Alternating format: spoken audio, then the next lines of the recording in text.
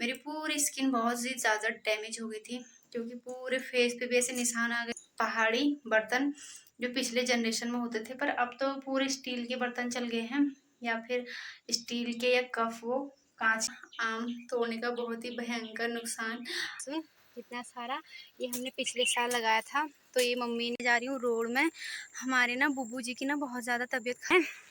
ओ वहाँ पे, जहाँ पे वो वाले घर दिख रहा है ना, वहाँ पे है रोड, और मुझे जाना है वहाँ। पहले तो मेरे बड़ों को मेरा प्यार भरा पहला, और छोटू को ढेर सारा प्यार। मैं निशा नेगी स्वागत करती हूँ आपका अपने आज की नई वीडियो में। मैं ब्लॉग स्टार्ट कर रही हूँ सुबह के 7 बजे से। हमने पूजा कर ली है, अभी हमने नाश्ता नहीं करा है, तो पहले नाश्ता कर लेते हैं, उसके बाद मिलते हैं आपको जिस टाइम हम जंगल जाएंगे लकड़ी काटने के लिए, उस टाइम पे। और आज मैं आपको अपनी मम्मी से मिलाऊंगी, क्योंकि अभी तक मैंने अपने ब्लॉग में अपनी मम्मी को नहीं लिया है, क्योंकि अभी मुझे खुद भी ब्लॉगिंग करना नहीं आता है। तो पहले मैंने सोचा थोड़ा मैं सीख लेती हूँ, उसके बाद मैं मम्मी को भी लूँगी। तो वैसे तो भी मैंने पूरी अच्छी तरह से नहीं सीखा है, पर थोड़ी बहुत ही सीख ली मैंने। पर आज मैं आपको दिखाऊंगी अपनी मम्मी को भी। तब तक के लिए बाय। हमने नाश्ता कर लिया है फाइनली, और नाश्ता करने के बाद मैंने आपको बोला था कि मैं जंगल जाऊंगी लकड़ी काटने के लिए, पर मैं जंगल नहीं जा रही हूँ लकड़ी काटने के लिए।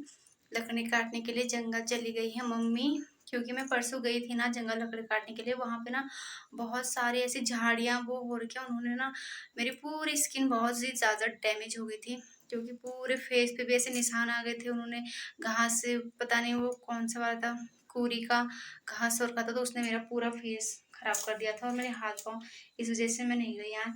और मैं आपको दिखाती हूँ कुछ पहाड़ी बर्तन जो पिछले जनरेशन में होते थे, पर अब तो पूरे स्टील के बर्तन चल गए हैं, या फिर स्टील के या कप, वो कांच के। और मैं आपको दिखाती हूँ पिछले ज़माने में कैसे बर्तन हुआ करते थे। हमारे पहाड़ों में ना रिवाज है कि अगर किसी भी लड़की की शादी होती है तो उसके मायके से आता है गागर, जैसे कि ये मेरे मायके से आया था। और ये जो इसमें वाइट वाइट लगा रखा है ना, ये मम्मी ने कुछ लगा रखा है, क्योंकि जब ये गागर नया होता है ना, तो इसमें से पानी लीक करने लग जाता है, तो उसकी वजह से इसमें से पूरा पानी लीक कर रहा था। तो फिर ताकि पानी लीक ना करे करके यहाँ से, तो मम्मी ने इसमें कुछ लगा रखा है। ये मम्मी ने क्या क्या चीज़ें बना के लगाया वो मुझे नहीं पता, पर ये मेरे मायके से आया था। और ये ना हर लड़की जब शादी होती है लड़कियों की, हर किसी की मम्मी पापा देते हैं अपनी बेटी को गागर।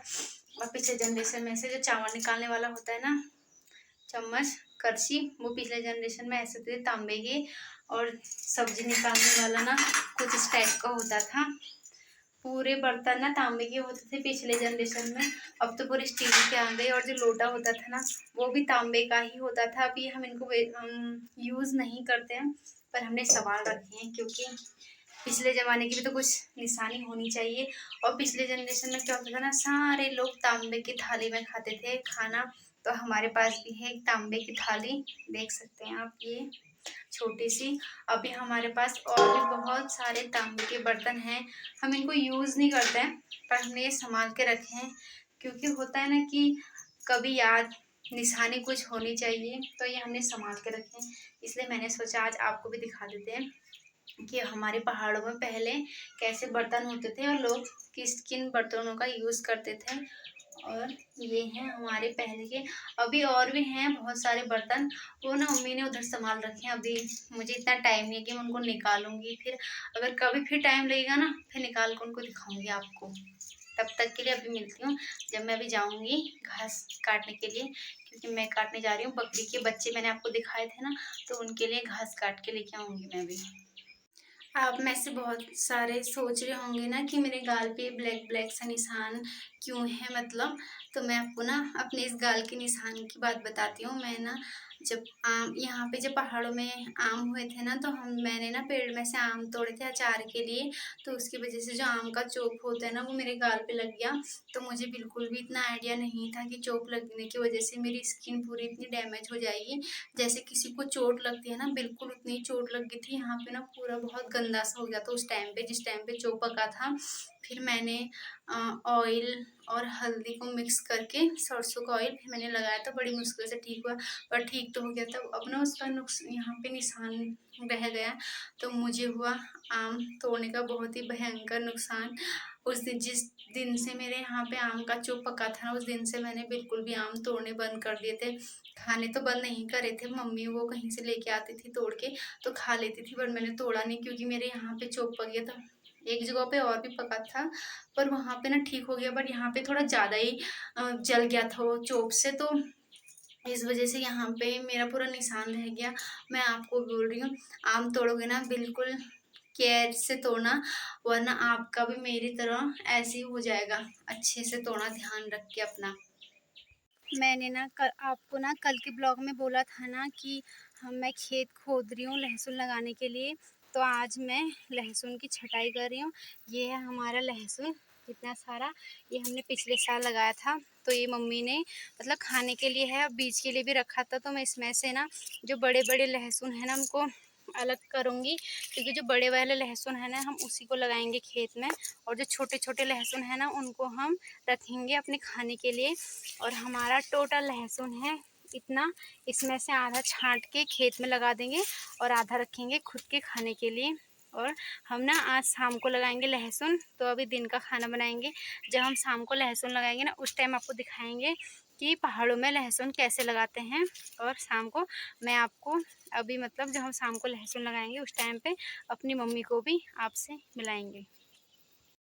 मैंने चावल गैस में रख दिए हैं यहाँ पे, और आज मैं बना रही हूँ भट्ट की चुड़कानी, और हम आज भट्ट की चुड़कानी खाएंगे।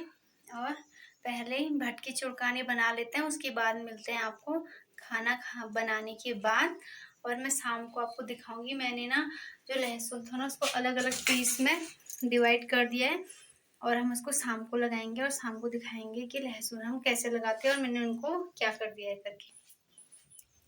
फाइनली मैंने आधा रास्ता पार कर लिया है, और मैं निकली थी अपने घर से 4:18 पे, अभी हो गए हैं 4:40। और ये है हमारे वहाँ के पहाड़। आज ना कोहरा लगा है, आपको इसलिए साफ साफ दिखेगा नहीं, क्योंकि बहुत ज़्यादा हल्का हल्का सा कोहरा लगा है। और मुझे जाना है ओ वहाँ पे जहाँ पे वो वाले घर दिख रहे हैं ना, वहाँ पे है रोड, और मुझे जाना है वहाँ। आधा रास्ता मैंने पार कर लिया है, आधा रास्ता भी पार करना बाकी है। और मैंने आपको बोला था कि मैं आज आपसे मम्मी को मिलाऊंगी।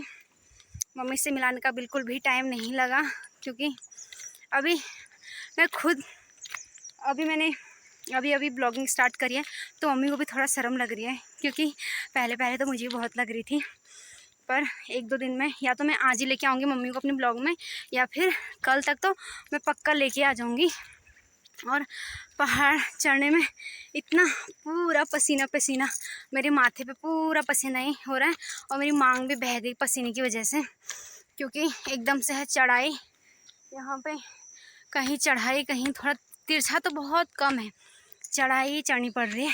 और पहले मैं रोड पे चली जाती हूँ, फिर मिलती हूँ आपको रोड पे पहुँचने के बाद। मैं पहुँच चुकी हूँ रोड पे, ये है हमारे यहाँ की रोड। और मैं ना जो नीचे नदी दिख रही है ना, कोहरा लगा तो नहीं दिख रही, मैं ना नीचे से आ रही हूँ, इतनी चढ़ाई यहाँ से चढ़ के, और अब जाके मैं बड़ी मुश्किल से रोड पे पहुँची हूँ।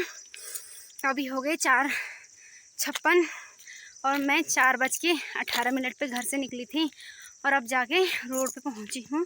तो पहले हम दुकान से दवाई लेंगे, क्योंकि दवाइयाँ बहुत दूर से आ रही हैं, गाड़ी वाले आते हैं ना रामनगर से, तो वो लेके आए हैं यहाँ पे दुकान तक। तो पहले हम दुकान में से दवाई लेंगे, उसके बाद आपको मिलते हैं थोड़ी देर में। दवाई लेके आने के बाद मैं गई नीचे अम्मा बुबू को दवाई देने के लिए। तो दवाई दे के जब मैं ऊपर आई तो देर ना बहुत ज़्यादा हो गई थी, तो हमने उसके बाद खाना बनाया। ब्लॉग बनाने का बिल्कुल भी टाइम नहीं लगा। आज का ब्लॉग करते हैं यहीं पे समाप्त। अगर आपको मेरा ब्लॉग अच्छा लगा तो प्लीज़ लाइक करना, कमेंट करना, शेयर करना, और प्लीज़ जिसने भी मेरे चैनल को सब्सक्राइब नहीं कर रखा है वो प्लीज़ चैनल को सब्सक्राइब करना। Thank you.